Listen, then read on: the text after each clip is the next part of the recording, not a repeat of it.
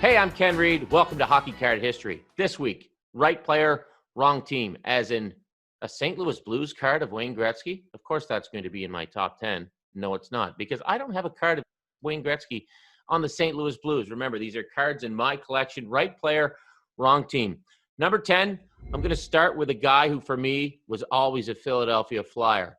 I had his stick when I was a kid. My mom and dad got it for me at the Montreal Forum one night. But he wasn't always a Philadelphia Flyer. He started his career with the Boston Bruins and even had a couple of seasons with the California Golden Seals. There's Reggie Leach, the Riverton Rifle. Right player, wrong team. Joined the Flyers for the 74-75 season. He busted out, followed that up with a 60-goal season, of course. Here's Leach going in for shot. And Reggie Leach, he has got Ken Dryden mesmerized. Spring of 75, the Flyers were Stanley Cup champions. For me, the Riverton Rifles, not a California Golden Seal. He's a Philadelphia Flyer. Should be noted he finished his career one season with the Detroit Red Wings. Moving on, right player, wrong team. Another guy who was all about being a Broad Street bully. Won the Conn Smythe both years they won the Stanley Cup. But he says, you know what? I really learned to be a goalie during my 2 seasons, well, 1.5 really, with the Toronto Maple Leafs. That's when Bernie Parent shared the crease with his boyhood idol, Jacques Plante. He picked up a lot of great things from Jacques Plante. Went back to the Flyers after a little stint in the WHA. Bernie Parent, it doesn't look right as a Toronto Maple Leaf, but it's true. Right player, wrong team. Bernie Parent, 71-72 O-Pee-Chee, Toronto Maple Leaf. Okay, this one, I mean, when I was a kid, this made no sense to me. This guy was an LA King. He was always an LA King, but he started his career with the Detroit Red Wings. This is a 74-75 O-Pee-Chee of Marcel Dionne. Note he's not wearing the CCM bucket either. Dionne, which was very, maybe 20, 30 years ahead of his time, was involved in a contract dispute with the Detroit Red Wings after the 74-75 season. It was to the tune of around $300,000 annually. He joined LA, and then he just went on a mission, ended up with the 6th highest point total in NHL history. Okay, right player, wrong team. This is a guy who was in packs of hockey cards for parts of 3 decades, the 60s, 70s, and the 80s. And in the 80s, if you got him in a pack, he was on the Hartford Whalers. We're talking about probably the greatest Toronto Maple Leaf of all time. Keon going up the center, over the blue line, around Del Vecchio. He shoots, he scores! Dave Keon scores for the Maple Leafs. Dave Keon, according to the back of his 81-82 O-Pee-Chee, played in his first NHL season in 60-61. Wow.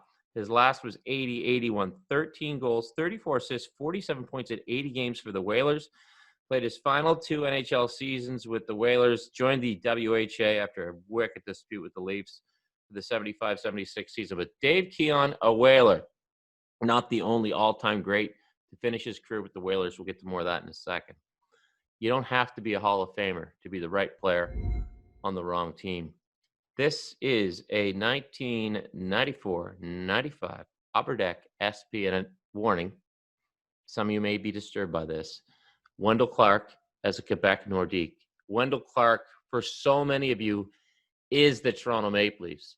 This was after his first trade out of Toronto, of course, the Matt Sundin deal. But you have to remember, Wendel also played, for Tampa Bay, for the New York Islanders, a few other stops. But Wendel Clark, who will always be a Toronto Maple Leaf to so many people, there he is on the Colisée ice as a member of the Quebec Nordiques. Hopefully this is educational for people that didn't realize, Wendel was a Nordique or Dave Keon was a Whaler. Messier, beautiful! The Oilers have won the Stanley Cup. This guy, 6 Stanley Cups, 5 with the Oilers, 1 with the New York Rangers, and spent 3 seasons with the Vancouver Canucks. That's Mark Messier on a 98-99 Upper Deck Collector's Choice. Great-looking card. That's the stare of Mark Messier that so many members of the opposition and maybe some teammates encountered over the years. Just an awesome teammate. We've heard of his legendary status as a captain, a wonderful individual. Mark Messier, 3 seasons with the Vancouver Canucks. You may not have known about that. Okay, This is a trade that still haunts Leafs fans. It makes no sense, but I'm glad I worked in this 83-84 O-Pee-Chee card of this guy because it shows me two things. It shows me long Cooperall, and it shows me the non-plastic blades of Darryl Sittler. Wow, traded in January of 1982. Is it 82? Yeah, wow. To the Philadelphia Flyers. That's a dark deal for a lot of Leafs fans because I wanted to read you what the Leafs got in return for the great Darryl Sittler. They got Rich Costello, Peter Inachek, and Ken Strong. That's not a lot for a man who had 916 points as a Maple Leaf. Sittler, incredible!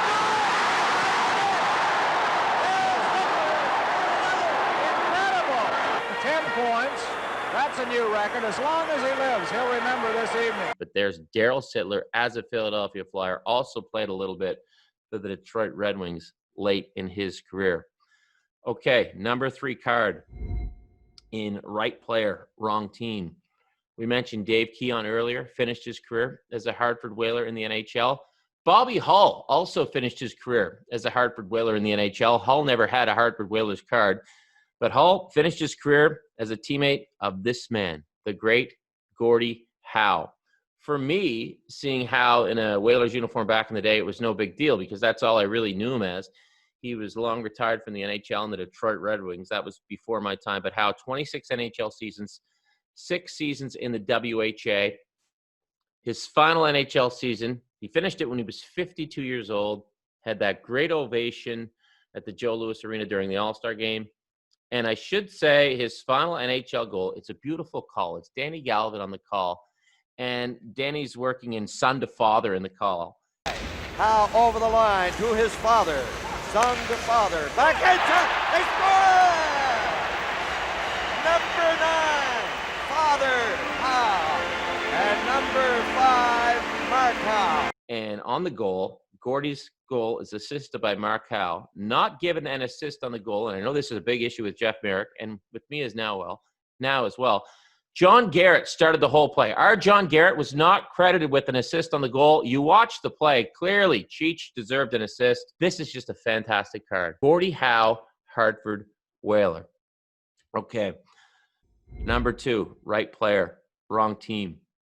This was painful to me as a kid. I was a massive Montreal Canadiens fan, and I remember when Guy Lafleur retired. He was just young when he retired, 32, 33 years old. Jacques Lemaire taking over as coach of the Canadiens, put in a real defensive system, which didn't really lend itself well to Guy's play. Lafleur spent a lot of time on the bench, retired. Man, he still had some great years there. Ended up joining the New York Rangers and finished his career on this great Upper Deck hockey card from 91-92 with the Quebec Nordiques. Guy Lafleur, Quebec Nordiques. Kind of fitting, I guess. He had some fantastic seasons as a junior with the Quebec Rampart playing in the old Colisée. He finished his NHL career playing in the old Colisée, but I know this is strange for a lot of people to see. They think of Guy Lafleur as Mr. Montreal Canadian. Guy Lafleur, Quebec Nordiques. All right, number 1, right player, wrong team. You know it's coming. Bobby Orr behind the net to Sanderson. Orr! Bobby Orr! Scores in the Boston Bruins! Have won the Stanley Cup! This guy ended up with this team because of, to put it nicely, some slimy work by his agent. Bobby wasn't given the full truth on what was offered to him by the Boston Bruins, and Bobby Orr played his final 26 National Hockey League games over the parts of basically 3 seasons. He had to sit out an entire year because of knee injury with the Chicago Blackhawks. It was so rare to see Bobby in a Blackhawks uniform that if you look closely at this card, it is airbrushed. The great Bobby Orr on the Chicago Blackhawks. I know for a lot of fans that doesn't really make sense, but let's face it, in pro sports, it's not Hollywood. Great players like Gordie Howe, they move on. Guy Lafleur, they move on. Bobby Orr, they move on. Right player, wrong team.